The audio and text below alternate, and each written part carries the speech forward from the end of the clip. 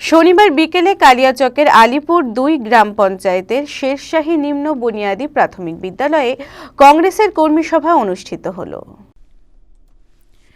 উপস্থিত ছিলেন কালিয়াচক ১ নম্বর ব্লক সাধারণ সম্পাদক আতাউর রহমান, কালিয়াচক ১ নম্বর ব্লক যুব কংগ্রেস সভাপতি হাসনাইন আহমেদ, আলিপুর ১ নম্বর অঞ্চল সভাপতি মোশাররফ হোসেন, কালিয়াচক ১ নম্বর ব্লক কংগ্রেসের মুখপাত্র তথা আলিপুর ২ অঞ্চলের কংগ্রেস সভাপতি রিয়াউল হোসেন সহ এলাকার ৫ শতাধিক কর্মী।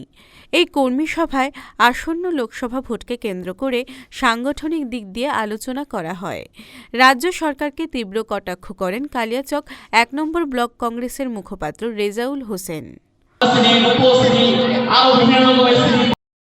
আমাদের কালিয়াচক 1 ব্লক আলিপুর ২ নম্বর গ্রাম পঞ্চায়েতের এক কর্মী সভা ডাকা হয়েছিল।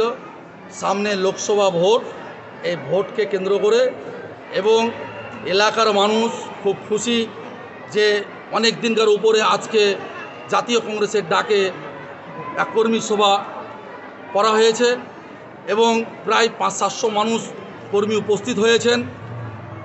আমাদের সামনে ২৪-এর ভোট, আমরা জিতছি এ আশাবাদী। জাতীয় কংগ্রেসের জয় নিশ্চিত।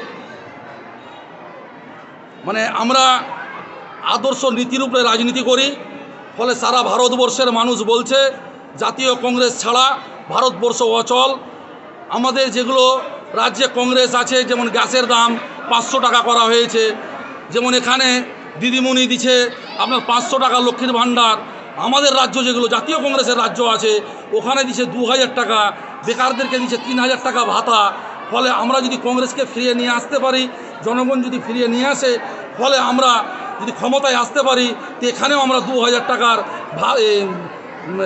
লক্ষ্মীর ভাণ্ডার করব। মালদা টুডে।